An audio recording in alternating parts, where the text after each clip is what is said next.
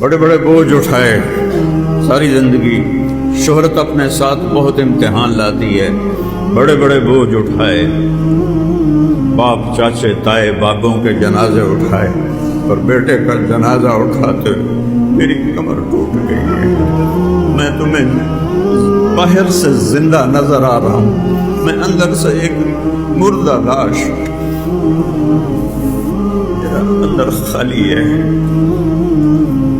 لیکن مجھے جینا ہے جب تک میرے رب نے میرے لیے جینا لکھا ہے، مجھے اللہ کا پیغام سنانا ہے جب تک اللہ نے میری زندگی کا آخری سانس لکھا ہے۔ میں اللہ کی رضا پہ راضی ہوں، کبھی شالاکی سے جوان پتر نہ مرا۔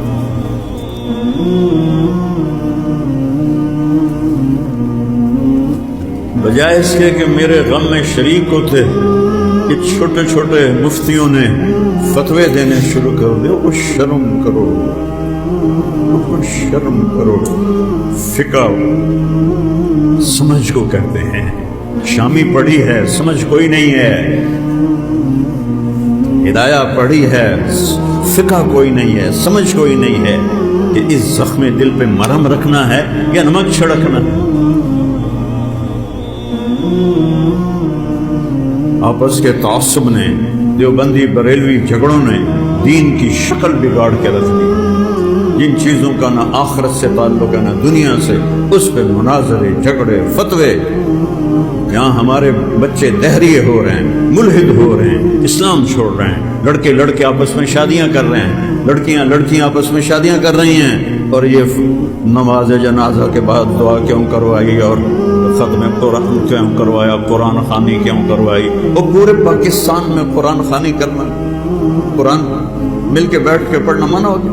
میں معافی چاہتا ہوں، میں ایک زخمی باپ ہوں، اس لیے پاگل پن میں کچھ جملے میں بول گیا ہوں، لیکن کیا کروں، جو ساز سے نکلی ہے وہ دھن سب نے سنی ہے، جو تار پہ گزری ہے وہ کس دل کو پتا ہے۔